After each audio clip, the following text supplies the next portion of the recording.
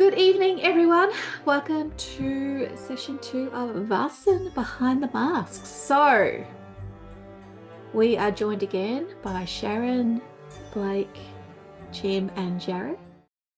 And when we last left our noble characters, they were wandering through Venice, just poking around its little corners and walking across those bridges and wondering what the hell they have just landed into.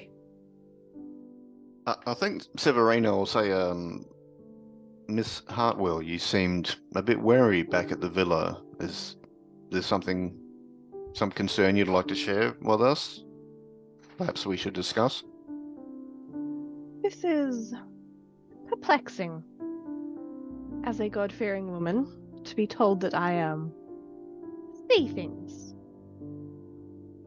Well, I wonder who's been indiscreet, Aggie dear. Of course, you're in our employ because you could interact with Mother, which was a most useful trait, but it's not something that people knew widely. No, it is not. Certainly not something I've been keen to delve into on the continent. I can assure you that however it is Mariani knew of us, it must be through some other means, because I've never, until right now, of course, spoken a word of these, well, I suppose I should stop calling them hallucinations, but until I find a better word, these things, none of this quite makes sense, but I don't think we need to be worrying about loose lips quite yet. But how else would they know about it? It's most peculiar. What about you, Mr. Is it Eddie Guarini? Guarini, yes. He butchers as well as much as I just did. What is it you do for a living? I was in the military for a while, but these days I'm a writer. But perhaps we're thinking of it from the wrong way. Perhaps they were referring to Vaesen. Perhaps Vaesen told these people to seek us out. Perhaps they wanted our help. So would we all independently just know that word? Like, where would it have come from? I guess is like formal education in the art of Vaesen. You may have heard whispers of that word here and there in your travels. They would be called a lot of things in various locations. Vasen is, I believe, a Swedish word, but you'd also know them as fairies or spirits or anything other. Yep. Really. Yeah, Not Lady an- Adelaide would say it seems like some sort of continental term for the Fae folk. Many British folk know tell of, but presumed to be legend. Seems we all share in common that it's more than just legend to it. One does not admit to seeing fairies in the garden. Indeed. Not in Right. public, anyway. Just quickly, Dr. Bennett, would you be a doctor of medicine? Yes, of course. Good. That may come in handy. I just thought I'd check. You're not feeling well? No, I'm all right at the moment. Yes. Yes, I used to have a clinic back in London, but I haven't practiced in the last few months. But yeah. Perhaps you could practice out of the villa. There certainly seems to be enough space. Yeah. I mean, yeah, certainly. Is this likely that we should be dealing with physical harm in whatever it is we're agreeing to here? I don't even know what we're doing, what we're signing up for. Helping people, question mark. I'm on And I board do with say that, of question course. mark out loud. Always useful to have a physician on hand, whatever the venture. Yes, and a soldier.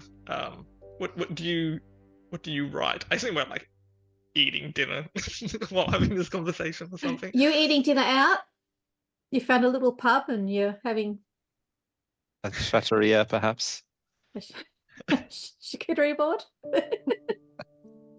Yeah, well, we have a thing called Chiquette de Nombra. Yeah, it's going around and trying nibbles and drinking. It's great. I'm trying to catalogue stories and legends about creatures, present them in a useful and yet entertaining way. Mr. Guarini, I wonder which war are you a veteran of, if I may ask? There were some skirmishes, the Austrian the Austrians got me involved in. I've moved on from that. It wasn't a pleasant time, as you can imagine. Very well, very well. It sounds all very exciting. In the matter of the young and feckless, finding such things interesting. This is a big place. You've had some experience of adventure, then it seems, so maybe you'll be well fit out for this undertaking. Perhaps. Yeah, I think we can all help each other if we keep our heads. Miss Hartwell seems quite rational and not easily fooled, so I think her assistance in that level-headedness will certainly be an asset for us. Yes, I can certainly vouch for her sensible demeanor. She's a most reliable, companion indeed. I'll raise my glass to her and to the others. And... We're losing our minds. I'm into that. You could. One bad dice roll and you could lose your mind.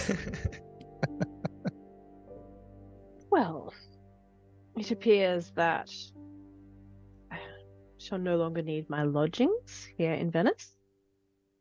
She'll just flag down a kid on the street and have them take a message with a couple of coins to her lodging, to her maid. Pack up our shit, we're moving into the villa. Politely, of course. Of course. Yep. Kid scampers away. You hope the message is going to get to you, mate, but yeah. You're 2 coins lighter. Well, she did put on the very, very stern, you will do this. Mm-hmm. And you will receive 2 more once you do this. See you, Signorina. It's gone. Grease lightning. So I presume you're going to slowly meander your way back.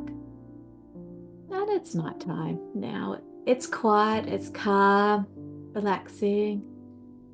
Theodore, that little lap of water, just sits there at the edge of your hearing. Never goes away. And you just walk through the streets and you make your way back to the villa. And when you step inside, you kind of stop and have a look. The mood in the villa has already changed. It's warmer, it's more alive. You're seeing that a lot of the furniture has been uncovered, it's been dusted. And you have a look around, your bedrooms are ready, the beds are made, the rooms have been dusted down, you've got fire in the grates, they're all nice and lit. And you don't really think that Artemisia and Vittorio could do all this on their own in the last 3 hours. I mean, dear God, that was insane. Yeah, you find your bedrooms a little bare, fairly functional. You've got a dresser, a closet, a bed, a fireplace, enough. So enough to have a good restful night's sleep. The rest of the house is a little bit shambolic, but as you kind of settle in, Vittorio tells you that tomorrow all will be well. Not to worry, all will be sorted out. Well, thank you for your time and all your efforts. You've all been very busy from the looks of it, so thank you again. Agatha will just again raise her eyebrow and head to the kitchen and get out a pitcher of milk, a plate of bread and honey, and leave it on the windowsill with a arched eyebrow at the staff. And then retire. Artemisia just looks at you and gives a slight smile. Is that it for the night, ladies and gents? Indeed. Seems like a good time to retire. I think so. And it's been a long day. It's been a day that's been eventful and you've had a few things happen, so yeah. So the next morning, you wake up and you do your morning ablutions and head downstairs. And as you do, you kind of see the house is pristine. Furniture all totally uncovered, set in place, dusted, cushions all fluffed up. Sheets are away, drapes open, there's sunlight streaming into the villa, fires in the grates, nice warm crackling. Everything has been polished to an inch of its life and put away ready for day-to-day life. It's fully functional, it's like no one ever died. The villa feels very warm and welcoming. And as you come downstairs, you can smell all these aromas coming from the kitchen, and you poke your head inside and there's Artemisia. She's at the stove and she's busy making a good-sized breakfast for everyone. And it is a humble meal. It's just frittata, which is like an egg and vegetable dish. But as you come down, she serves it on some plates and she gives it to you. There's coffee as well, or tea, should you desire it. And it's all laid out in the dining room for you. There's a newspaper as well on the table. So Mr. Santoro, I apologize for this ridiculous request, but it doesn't happen to be a piano in the villa. a piano, of course. Excellent. Did you not see it? I apologize. It's next to the drawing room. Excellent. And I will, yes, very happily take a tea. Of course. I didn't know if you could read Italian or not, so I got newspapers in both languages. Hard to get. Worthwhile sometimes. Actually, is there... I guess probably not, but there wouldn't be any mention of Mariani's death in the paper. Because it happened months ago. Yeah. No. Yeah. Do you look at the newspaper? I do, yeah. Yep. You do? In the garden, probably, while drinking my tea. Yeah, sure. That suits me fine. So, you take your newspaper and you pull it out and you just start skimming over it. And there's a few little things that kind of perk up in your mind. So a small steamer has made it safely to port in the Venetian lagoon after being breached 3 days after it struck a rock. It limped into port without the loss of life, but it had to jettison a good portion of its cargo of silk, velvet, and grains to stay afloat. The goods were unable to be salvaged.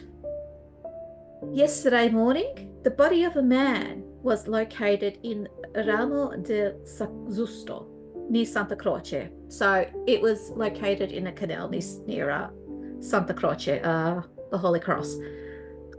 The Carabinieri, which is, the local police, aren't speaking to the press, but it is believed the man was located without a foot, yet to be identified. May God rest his soul.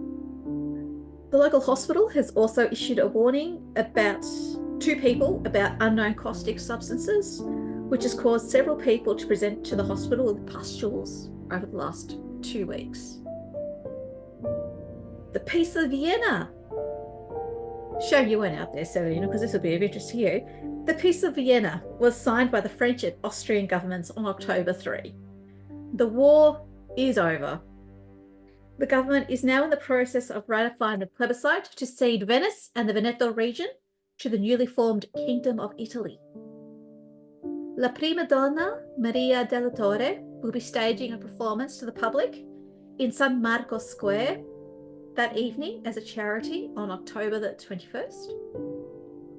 And the unseasonable bitter autumn weather and frequent rains have ruined the fig harvest for the year, and some grape growers are reporting fungus attacks on their plants and are hurrying to pick the rest of the crop. The wine yield for this year has been particularly impacted. So that's you reading a newspaper. And since you're out there in the garden, do you want to give me vigilance or observation? Go on, give me vigilance then. So, as you're sitting out there, you hear as something whizzes past your head at a great rate of knots. I'd probably nearly fall off my chair and then twist around to see what it was, if I can. You see a little creature with dragonfly wings, some sort of armored vestment, a little sharp pointy sword, and wickedly the sharp little teeth, giggling in mirth because they're scared the bejesus out of you. And up in the tree, the far end of the corner, you hear this chitter of other small creatures laughing. Suppose you'll find that quite funny, don't you? I shout up towards the tree, and then like angrily like fold the newspaper or like whip in my hand and head inside.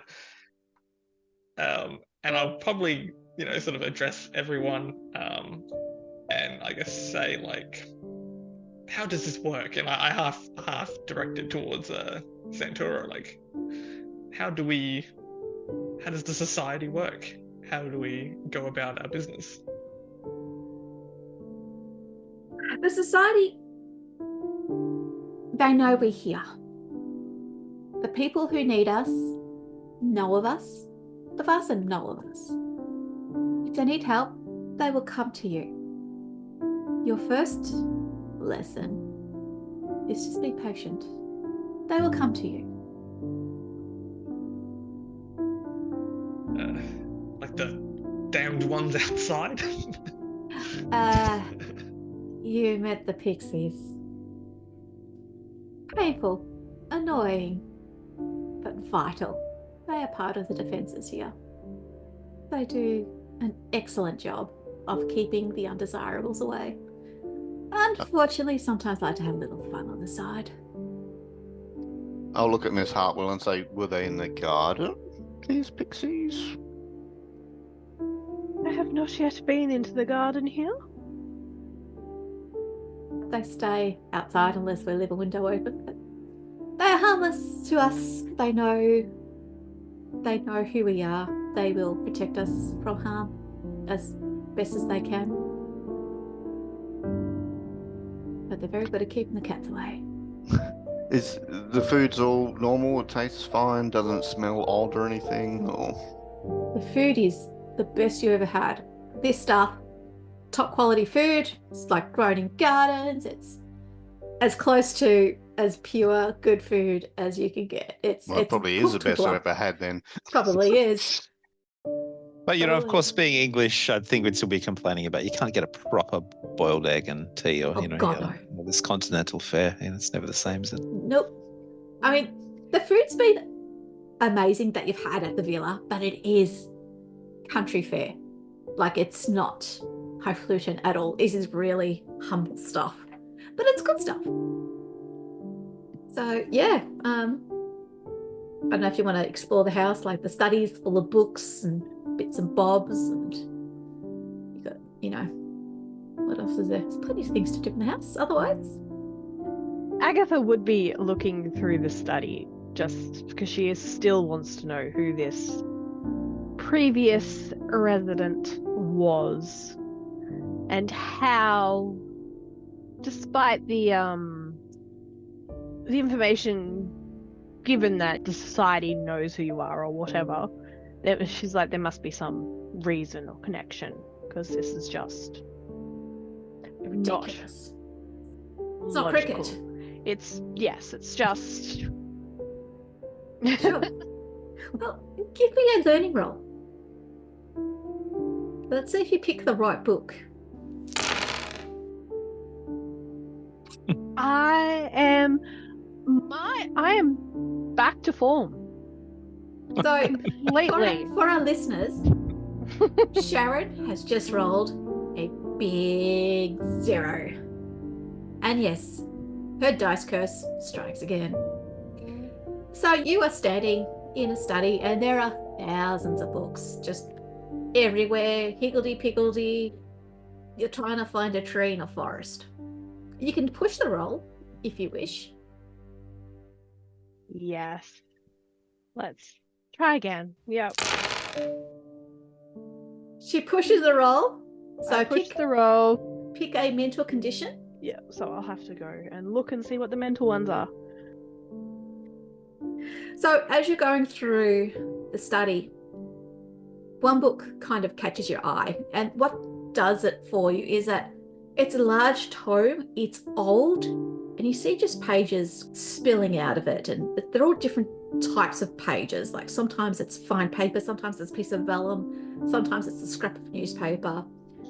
And you open it up, and it creaks and groans. It's that big a tome, and you start to flick through it, and the first thing you notice is this book is goddamn old. This is almost 300 years of stuff in here. And as you're flicking through it, there's different handwritings. There's different little snippets here and there. This book is a compilation of 20, 30 different people putting their notes, thoughts, forms into the book. As you go through it, you kind of realize that it's a book of kind of dossiers and notes and family trees, newspaper clippings, and yeah, it's just towards the end of the book, where it's most recent to now, you actually do find your name written in that book. And there are lots of other names in the margins of that book as well, including names of your compatriots. And all of your names are circled in red. And there's another notation, your last known address. The other thing I would be looking for is there the name of Signor Rossi in there? No, Okay. there is no Mr. Rossi here. It's you. Some little notations about you that you go, whoa, that's impressive. Like, that's terrifying how they knew, someone knew this much about you. Hopefully things that she would not rather keep concealed from her companion. That's purely up to you. You're the only one who knows of the book. In the drawer. Luck. And at least until she's had time to mull over. Yeah, that works. Whatever you want. So, yeah. Any other ideas of what you guys would like to do? Well, I think Lady Adelaide's probably just, wandering around the building itself and the estate, just kind of exploring, opening doors, seeing if there's anything interesting going on, intrigued by the whole process. Yeah, well, everything now is like it's never been shut up at the moment. It's clean, everything's polished. It's like any other country house or Italian villa that you have been in. Well, I guess looking for anything that, alluding to this kind of more esoteric purpose of the home, anything that might be beyond simply the effects of a stately home. Sure. Interestingly, there's something you would consider an armory. An armory, okay. So you open up a door and you walk inside, and you see several guns propped up against a wall. You see a couple of pistols, several swords, knives. And if you kind of look at them with a bit more care, the metal, especially on the knives and the swords, aren't all the same. Some are steel. Some look a little bit like maybe the silver jewelry you wear. And same with bullets. You open a drawer and you see several different types of bullets. Some are gold. Some are the same silvery colour. Some are what you recognise as normal lead bullet. There's others that you don't know what they are. I think Lady Adelaide wouldn't know much about weapons at all, really, but would just see it all as rather interesting and note it down to let the young soldier fellow know about. It seems more his purview. Yep. You just sort of browse through rooms and the other thing that you come across would be the library, where good Miss Hartwell is hanging out. And would I notice that Miss Hartwell's looking sort of somewhat maybe distressed or something after, wow, a recent? That's a stealth versus observation roll, please. All right, I'll give that a go. Come on, give me a stealth then. Two. So, Oh, you catch her red-handed, buddy. Yes. So, Miss Hartwell, you seem, somewhat flustered. May I ask what has you feeling so overwhelmed this day? Same headache from the close air in here. As she slams the door shut. Now, Aggie dear, I know you well. There must be something else more than just a mere headache to get you so worked up. You've lost your composure. Open the drawer, pull out the book, pop it on the table, and just open it to the page where it details Adelaide's biography, such as it is. Have a look it over. Well, they do seem to be rather well informed, these folks, don't they? A most intriguing mystery. Perhaps they can tell us a bit more about why they've taken such an interest. But keep your spirits up, dear. We'll deal with this. Make the most of it. Not worth getting too stressed over. And Adelaide, yeah, if you look around the room, you see thousands of books. And it's all very eclectic. Some of it's your classics. Some of it's more scientific. Some of it is clearly fictional. May be a little bit risque with some Oscar Wilde. But there's also things in there that you go, what's the Key of Solomon? And it's like Grimm's fairy tales, but before it was sanitized as Grimm's fairy tales. There's a lot of books about mythologies and folklores and magic as well.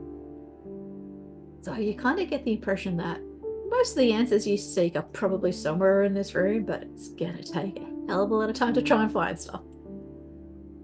And I say again, take heart, Aggie dear. Look, this was always your purview. There seems to be quite a wealth of information here. I'm sure you'll get answers you seek. I'm afraid I mightn't be much of a help, but I can help out here and there. Didn't learn nothing at all from your tutelage. Thank you, Adelaide, dear. Did you believe I should take some fresh air? Should just Sounds like a sleep out of the capital room. idea. So, yeah. Can Severino check out the attic? Yep, you can certainly check out the attic. So, Well, he'll wolf down his food first because he was in the military, so it's like, oh, food, bang, done, Correct. eaten, gone. yes. And then, yeah, Yes. everyone else seems to have vanished, so I'll wander up to try and have a look at the attic. I think probably passing Severino on the stairs, Lady Adelaide would say, "Oh, Severino, my good fellow, you might find there's some rather interesting hardware over yonder. Describe the location of the armory. Seems up your alley." Excellent. I had in mind to instruct you at some point. It's better to not, be the only one defending themselves, if that would interest you. Indeed. Never hurts for a lady to be prepared, I suppose. Yes. All right, but thank you, and I'll certainly have a look after I investigate the attic. You are Sort of most welcome giggles to herself, accompany how me. exciting. You are welcome to accompany me, but I don't know. Indeed, why not? Seems the occasion for it as we are exploring this quaint place. Pretty much. All right, Yep. so onward to the attic then, sir. So you make your way up to the attic, and it's all these wooden stairs up to the top. You open the door, and like the rest of the house, this place is actually pretty spick and span. You'd think it'd be dusty and cobwebby. No spiders here at all. But what you do see are things like maybe a broken desk with a busted leg, or there's some chairs up here that need repair. But really, there's nothing. Up here, it's empty, other than just bric-a-brac that isn't in use anymore. What were you looking for? Are you looking for anything particular? Something that doesn't fit, I guess. Something that shouldn't be in an attic. So I'll just have a good look around. No dead bodies up here. What can I say? But there's not like garden tool sheds or plant seeds or anything that would normally be in like a gardening area is up in the attic or anything like odd like that, out of place? It'll be downstairs. So out in the garden, there's a little shed Okay. that So would have. there's nothing out of place. Cool. That's all right. No. That's oddly comforting. All right. It's normal here. Trust me. Until we came in the front door. Okay. Yeah, pretty much. Yeah. Otherwise, the house is what you see. No, I'll turn to Adelaide and say, well, if nothing else, it's a private retreat if you need to gather your thoughts on your own. It Indeed. seems. Well, I don't know really where we get more to the bottom of more of these mysteries. Maybe these house staff might be able to tell us more about what they have in store for us. I feel like they have a great deal more to impart, and equally weighed with our confusion. You keep pestering Mythologies. He's just going to keep telling you, just patience. They will come. They always come. So, having said that, if there's nothing else you guys want to do in the meantime, we actually might start rolling with the first mystery. Well, firstly, Agatha will go and pray, because that is something she can do to reduce her mental conditions. Yes, and you anyone can. else's mental conditions. Yes, you can. So let's roll that. There's no chapel in the villa, but there's certainly plenty of churches in Venice. And there was also the garden. She was just going to go out to the garden. The garden works just fine too. One success, you did it anyway. It's okay. She has gone and prayed and removed her stress. Sounds perfect. So, I guess really over the next 3 weeks, you find the rhythm of life at the house. You kind of settle into your routines as you explore the area and the city and enjoy living it up a little bit. Lady Adelaide, how would you pass the next 3 weeks? Definitely living it up, kind of make contact with other friends in town that have got connections with the well-to-do, and get to all the great sort of parties of the day that are going on nearby. Yeah, cool. Continue Agatha? life as usual, really. Yeah, sounds like a plan to me. Agatha, what would you be doing over 3 weeks? Attempting to catalogue and sort the damn library. That, my dear, is going to be a lifetime. But someone has to start. But someone has to start. Very good. Severino? He's happy to help out with the library, but also there were some like pistols and guns and that, and he's happy to give people sort of basic training in them if they want to have a go out in the garden or whatever. Mm-hmm. That's awesome. And Dr. Bennett? Yeah, I think mostly getting acquainted with the house. He would definitely be the piano would be a frequent, musical underline to everything you are all doing. Probably started quite pleasant and got grating after a while. Chopsticks? There's only so much chopsticks you can handle. I'm actually inventing Hall of the Mountain King a few years early. That sounds lovely. But yeah, other than that, I think he would explain to Severino that he's not completely uneducated in the use of weaponry. His dad is a huge proponent of hobbies and the sin that is idle fingers. So amongst the many things that he tried to get me into, hunting was one of them. So he'd have a bit of experience there as well. And yeah, I think for him, it's a lot of catching up of so there are just pixies here, and that is a thing that I can routinely see. So there's a lot of that and asking stupid questions to get up to speed. Yeah. Yep. That's awesome. Okay, so Severino, everyone else has become really comfortable and settled in the house. you're experiencing things a little differently. Just little things like your room feels like it's the coldest room in the house. The fire in its hearth is weak and smoky, and despite all attempts to clean the chimney, the fire just never seems to draw properly. You're also finding that the doors are a little sticky and refuse to open, but no one else seems to have those same issues. It's all just a little weird.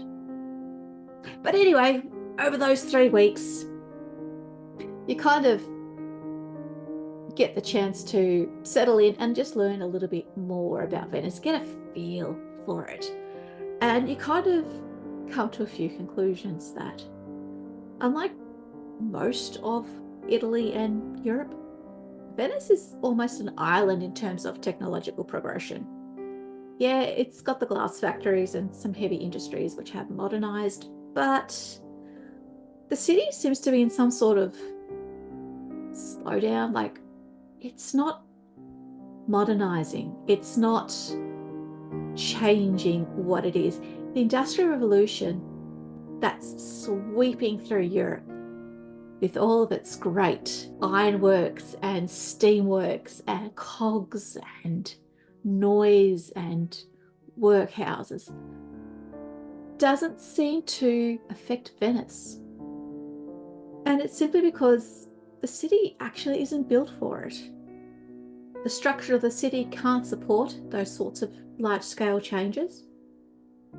Things like fresh water is limited, and the transportation through the network isn't efficient, and it certainly can't take anything weighty. There are no railways, and the canals are just a very slow method of transport. So Venice, for all of its beauty and its timelessness, has literally become a haven against the rush to modernize. And one thing you know about the Vaesen is that they despise modern technology. Vaesen are nature. The Vaesen is everything that is the old ways. And with the whole rush to modernize and industrialization, the Vaesen have been threatened. They've been destroyed, their habitats have been consumed, polluted. But here in Venice, there's a sense of tranquility here. The Industrial Revolution isn't here. It's not happening here. And you kind of get the sense and feeling that this is somewhat of an oasis. And I'm going to leave it there for tonight, because next week we will start Mystery 1 in earnest. So I want to say thank you again to Sharon, Blake, Jim and Jared for joining us. Thank you listeners for joining us as well. We hope you enjoy it. Hang around, because now the real fun stuff starts. See you later. Bye. Thank you.